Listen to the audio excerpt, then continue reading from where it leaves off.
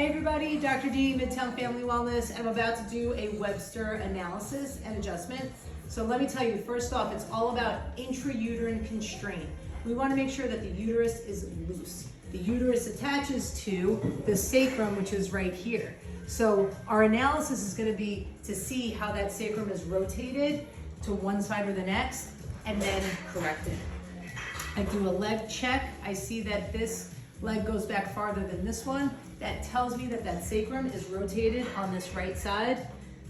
So very gently, we're going to raise the table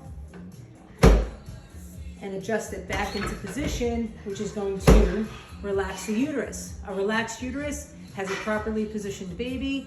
It has decreased low back pain and allows everything to be in good position for birth. Structure equals function.